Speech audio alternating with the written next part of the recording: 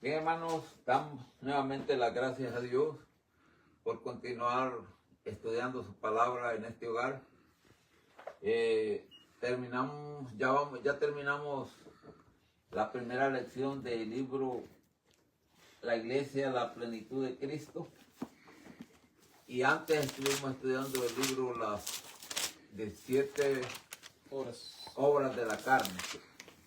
Hoy vamos a continuar con el segundo tema en este libro, en la página 17, que es la iglesia establecida por Cristo.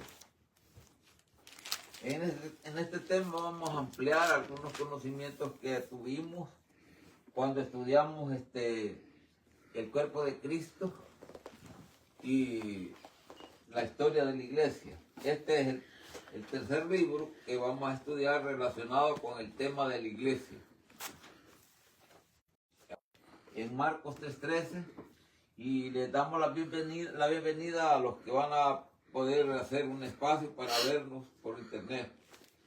Así que vamos a leer en la palabra de Dios, Marcos 3, versículo 13. Los que lo tengan, Amén. me dicen amén. Amén. Dice así la palabra de Dios. Y subió al monte y llamó así a los que él quiso, y vinieron a él, y estableció 12 para que estuviesen con él y para enviarlos a predicar, y que tuviesen potestad de sanar enfermedades y de echar fuera demonios. A Simón, al cual puso por sobrenombre Pedro, y a Jacobo, hijo de Zebedeo, y a Juan, hermano de Jacobo, y les apellidó Boanerges, que es hijo del trueno, y a Andrés, y a Felipe, y a Bartolomé, y a Mateo, y a Tomás, y a Jacobo, hijo de Alfeo, y a Tadeo, y a Simón el cananita, y a Judas Iscariote, el cual entregó, y vinieron a casa. Vamos a orar para poner en las manos de Dios este estudio, y para que también sea de bendición para nosotros. En el nombre de Jesús, Señor amado, estamos en Gracias, Señor, Padre, por tu nuevo, amor, por tu siempre, misericordia, Padre amado, con la necesidad de que nos ayudes a poder que nos das. comprender el Danos propósito de esta enseñanza, sabiduría, que podamos recibir el conocimiento, la revelación de tu palabra, a fin de que nosotros también podamos conservarnos espiritualmente como miembros de tu iglesia, y también que aquellos que todavía no entienden este tema, Señor amado, puedan también tener un principio de enseñanza que les ayude a entender, Señor amado, que la necesidad de que todos tus hijos se reúnan en una sola iglesia. Gracias, Señor. En el nombre de Jesús, los ponemos en tus manos y te pedimos todo esto, Padre Santo. Alabado sea tu nombre, Padre amado. Amén y amén. Amén. Pueden sentarse. Como dijimos, hoy vamos a estudiar el tema la iglesia establecida por Cristo. Cuando hablamos de la iglesia establecida por Cristo, queremos queremos que quede sin ninguna duda que Cristo no vino solo para salvar a la humanidad, ¿verdad? Porque uno de sus propósitos con el hecho de que Él se encarnara fue para poder ofrecerse en sacrificio por los pecados de la humanidad, pero también con el propósito de dejar aquí en la tierra una agencia de enseñanza de la palabra de Dios para poder ayudar a la gente a interpretar correctamente la palabra de Dios. Porque muchos piensan que para poder interpretar la palabra de Dios se debe estudiar teología, y la mayoría de los que han estudiado teología consideran que ya no necesitan otra clase de conocimiento. Pero este conocimiento no se encuentra en las academias de teología. Este conocimiento está disponible para todos los que tengan hambre y sed de justicia. No es necesario ser teólogo para entender el misterio escondido de la palabra de Dios. Lo único importante para eso es que nosotros prestemos atención y que escuchemos las enseñanzas. Iniciando con la introducción de esta enseñanza, dice: los cuerpos denominacionales, cuando decimos cuerpos denominacionales nos referimos a las distintas iglesias en el mundo denominacional, ¿verdad? Los cuerpos denominacionales, dice, por lo general insisten en que la iglesia tuvo su nacimiento el día de Pentecostés. Ustedes escucharon la lectura bíblica que tuvimos. Y si yo les pregunto a ustedes, ¿es verdad que la iglesia nació el día de Pentecostés? No. ¿Qué dirían ustedes? Que no. Que no. No. ¿Qué dirían? El hermano dice que no, dice un poco dudoso, ¿verdad? El hermano allá dice que no.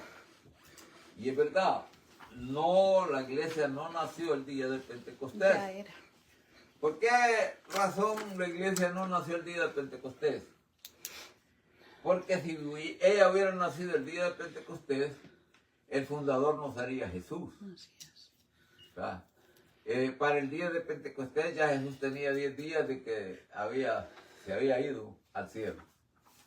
Entonces, si la iglesia hubiera nacido el día de Pentecostés, no sería Jesús el fundador. Entonces, lo que sucedió el día de Pentecostés es que ese día la iglesia fue investida con el poder de lo alto para poder llevar adelante la gran comisión. Y en ese tiempo, en ese día que se derramó el Espíritu Santo, se convirtieron 3,000 judíos, Wow. los cuales fueron añadidos A la iglesia. a los 120 que componían la membresía de la iglesia para ese tiempo. Vamos, continuamos, dice. La iglesia de Dios rechaza tal cosa sobre los siguientes bases. Número 1, el registro del Evangelio muestra que Cristo mismo organizó la iglesia. ¿Se acuerdan que leímos donde dice en Marcos 3:13 que llamó así a los que él quiso y estableció a 12 para que estuviesen con él y para enviarlos a predicar?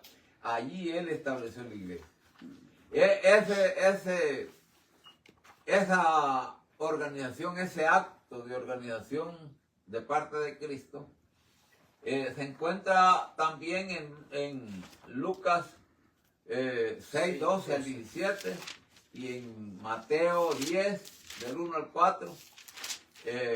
Son 3 evangelios que dan testimonio de cuando Jesús estableció la iglesia.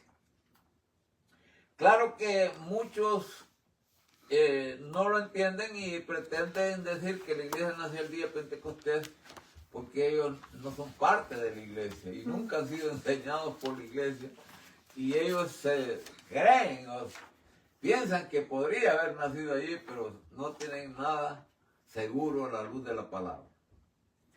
Sigue diciendo, número 2. Fue él, dice, hablando de Cristo, fue él quien ordenó su ministerio inicial.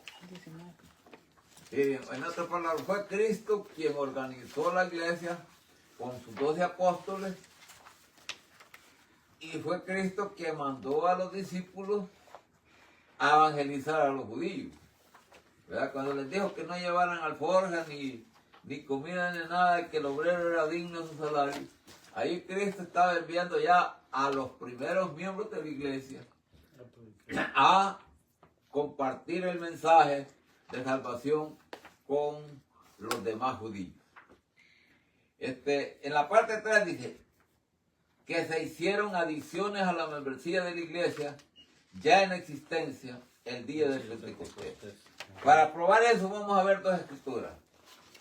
La hermana, usted nos va a leer Hechos 1:15 y usted nos va a leer Hechos 2:41. Vamos a ver Hechos.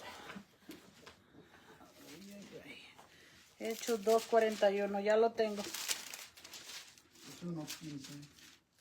Ya lo tengo. ¿Ya lo tienes? Léalo en voz alta.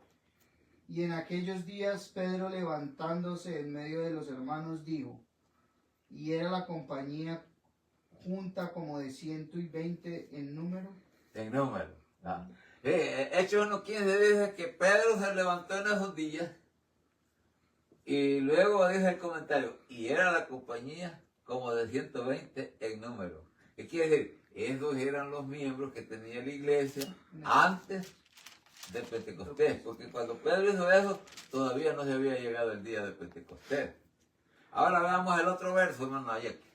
Así que los que recibieron su palabra fueron bautizados y fueron añadidas a ellos aquel día como 3,000 personas. Ahí está. Allí vemos nosotros que el escritor de Lucas en el libro de los Hechos nos está registrando que todos los que creyeron el día de Pentecostés, que habían recibido su palabra, 2:41. fueron bautizados, fueron doctrinados y fueron añadidos a los 120. ¿Ya? Si no dijera fueron añadidos, no podríamos probar que ya había un grupo existente. ¿Ya? Pero cuando dice que los 3,000 fueron añadidos a lo que ya existía, entonces ahí estamos viendo que la iglesia no nació el día de Pentecostés, que ya estaba establecida y que los que creyeron ese día, después que fueron doctrinados, bautizados y enseñados, ellos fueron añadidos a la iglesia a través de un pacto. ¿Verdad? Continuando con la enseñanza dice, la iglesia dice organizada, juzgando por los esfuerzos concertados para disponer los eventos registrados en los 4 evangelios en orden cronológico, es ciertamente razonable que ellos no siempre coincidan. Todos los eventos realizados en los evangelios no coinciden en el orden cronológico, por la sencilla razón de que los evangelios están dirigidos a distintos grupos sociales. Por ejemplo, Mateo fue dirigido a los judíos, el evangelio de Mateo. Luego vemos el evangelio de Marcos fue dirigido a los romanos. El evangelio de Lucas fue dirigido a los griegos. Y el evangelio de Juan fue dirigido a la iglesia. Entonces no coinciden los... ¿A quién se está dirigiendo? A su cultura. ¿Verdad? Entonces no están interesados en llevar un registro cronológico, sino en dejarnos saber que cada evangelio está dirigido a una cultura diferente. Eso es lo más importante ahí. Continuando dice, debe tomarse en consideración las fechas citadas por los historiadores dignos de confianza. Concordamos con esto al hacer referencia al tiempo de la organización de la iglesia. Y bien, el libro de los Hechos se conoce como el libro de historia de la iglesia. Pero el libro de los Hechos solo registra los primeros años de la iglesia, como quien dice, los primeros 100 años. Entonces, no, hasta allí profetizaron los apóstoles de la iglesia. Entonces, después de eso ya se cerró, ya no se siguió haciendo cartas, los apóstoles ya no siguieron escribiendo. Y entonces, después de ello aparecieron los que se conocen como los historiadores. ¿Verdad? Entre ellos está Flavio Josefo y está aquí va a salir el nombre. Chuck es el apellido del otro. Entonces, ya lo vamos a ver. Se me olvida el nombre ahorita. Philip Chaff. ¿Ah? Philip Chaff. Philip Chaff. Philip Chuck, sí. Él fue el otro. Ese es un historiador